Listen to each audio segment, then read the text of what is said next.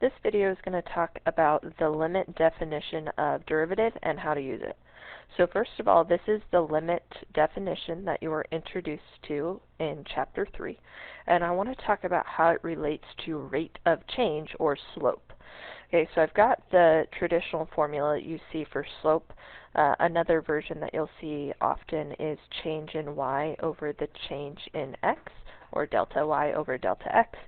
And what it represents is 2 points on a line, or 2 points in space. We can calculate the slope of the line through those points by taking one of the y values and subtracting the other, and then doing the same thing with the x values and then dividing them. Well, the limit definition that you see up here, I want to explain, is directly related to the formula of slope that you see down below. So here's how it works. First, we have to understand function notation. When we see f of x, what it means is the value of my function at a given x value. So this x in the parentheses is picking the independent variable, and the whole thing gives you the y value that corresponds to that given independent variable. So when we see f of x, it's a fancy way to say a y value, just like we see below. And this x plus h just means another y value different than the first one, because the x value they chose was different than the first one. They've added an h value. So if I were saying x equals 1 and I pick an h value of 2, that would mean I want to go 2 past that 1, and that would be the function's value at 3. Well, the denominator is actually matching up as well. It's just been simplified. So here's how that works. If the x plus h and the x were my x values that were substituted in to the function, then we could say x plus h, that's my first x value, minus my second x value is x. Those x's just cancel out, and that's where the h comes from, directly from that slope formula. And the last thing I want to talk is how this relates to actually derivatives. So when we talk about rate of change in relation to derivative, we actually mean the instantaneous rate of change, or the rate of change at a single point that's happening. And rate of change for us is actually between 2 points. So the idea here is we're getting closer and closer, my points are getting closer and closer together, or this value that I'm adding is getting smaller and smaller and smaller towards 0, so that they're so close that the distance actually isn't measurable. Okay, and if we understand this, then we can use our limit definition to actually answer some questions. So I've picked an example that comes from your MyMathLab set, and I'm just going to walk through how we can use that limit definition to find a formula for the rate of change function. So this one says the demand for a certain item is given by this function, and their function notation looks a little bit different, but again, it just is representing the value of the function at a given point. So in this case, it means the demand's value at a certain price. Okay? And here's our equation, and we're supposed to find the rate of change of the demand with that respect to price. So now that we understand function notation, what we're going to do is talk about the definition of the formula again. Okay, we have to know the pieces that are involved to be able to simplify. So if I look at the first piece, it takes my x plus h, that's just really close, and then I'm going to subtract my function itself, divide by h. Well, the problem is, if I were to directly substitute in 0, I would actually end up with this bottom piece being 0, and dividing by 0 is a problem. Okay, when we were practicing our limits before, dividing by 0 meant you had to try another algebra technique like factoring to be able to simplify. Well, for us, all we have to do is substitute in our functions, and nice things are actually going to happen for us. Okay, so because these are the pieces that are involved, we're going to have to go find these first, and I recommend starting with your f of x plus h. A lot of times when we plug this in, we can simplify it before we put it into a fraction, where then it becomes harder to keep track of what pieces go where. Okay, so for us, first thing I'm going to do is change the notation to match ours. They don't use f, they use d, so I'm going to start with that. And they don't use x, they're using p as the independent variable. So this will be p plus h. Okay? And all this means is, in this equation here, instead of my independent variable being p, I'm going to change it to p plus h.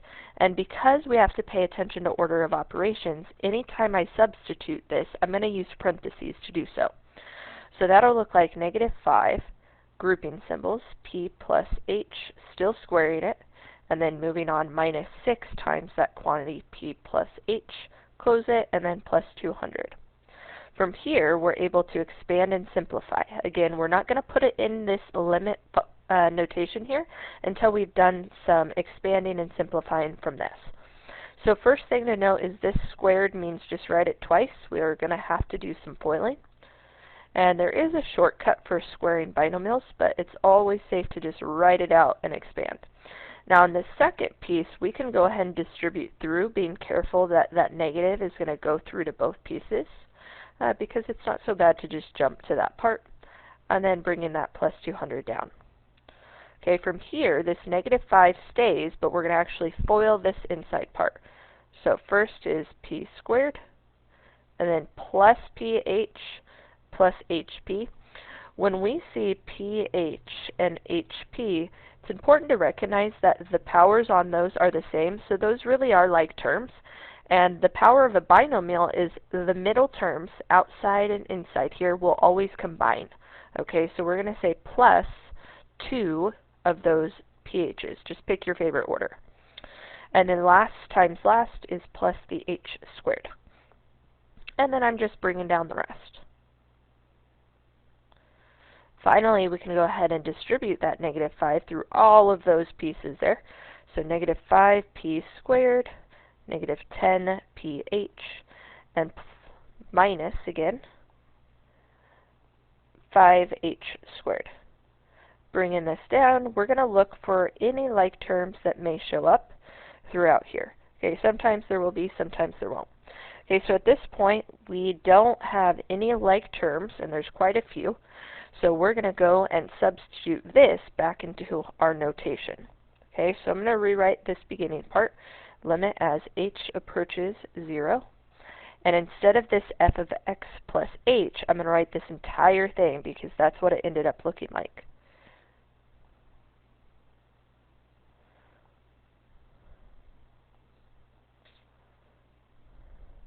Now, the tricky part is paying attention to the second piece. So it says minus f of x. I have my function. Remember, this just says d of p. I have my function here, but I have to subtract it. And what trips people up sometimes is realizing that when we're subtracting an entire function, it really means subtracting all of these pieces. So I'm going to write this in parentheses to start with to show you how that works. Okay, so I'm substituting in this function in parentheses, just kind of like when I did that p plus h. And then bringing the big division over h. Okay, but when we see parentheses and there's a number out front, this is really a -1, we're distributing this negative all the way through, and really all that's going to do is switch all of the signs. Okay, so I'm not going to do anything to this other than rewrite with the new signs on there. And you may get to a point where you can kind of do this in the same step and just switch all those signs before writing it down. But the purpose of this is to kind of show you step by step how this process works. Okay, so I'm just bringing down this first part, and when I bring down the second part, I'm going to be careful that all the signs flip-flop. So this is going to be plus 5p squared, this is going to be plus 6p, and this is going to be a -200. And that's so important because the whole goal of me expanding this and plugging in my function is so that we could fix the problem of dividing by 0. For that to happen, this whole numerator should only involve terms that have h in it. And we'll see why here in a minute. Okay, so as we go through here, we want to combine some like terms. So I'm going to start with the very first term I see, and I'm looking for anything that has p squared. And way at the end here, we've got a positive. Those cancel out entirely. Okay, this piece never showed up anywhere else. Same thing with the minus 5h squared, but this -6p, there was a positive 6p down here, and this positive 200, there's a -1. So those all ended up canceling, which leaves us with something really nice. Okay, if I bring down this part, Now we're looking at the limit as h approaches 0 with only a few pieces left over. Negative 10ph, negative 5h squared, and negative 6h. And what's nice about all of those is there's an h in common. Okay? If there's an h in common, it's the greatest common factor that we can actually pull out. So in this next step, I'm just going to factor out that h and leave the rest. Negative 10p, then minus 5 single h, because the other one's gone, and minus 6. And then we're dividing by h. And with that in mind, we can do some canceling. Why that is so important and why that actually has to happen is because now, when I'm looking at my limit as, my limit as h approaches infinity, the problem is eliminated. I still have an h showing up in my numerator, but I'm not going to have divide by h happen, and that was what was causing the divide by 0. So now direct substitution will work. I'm going to have negative 10p minus 5 times 0 minus 6, and I'm left with negative 10p minus 6 as my derivative. And that's it. The second part of this equation just asks you to substitute in a certain value. It said the rate of change of demand when the price is 13. You substitute 13 in for p, and you're done. Okay, hopefully this helps you understand really what this limit notation means and how it's used in terms of rate of change.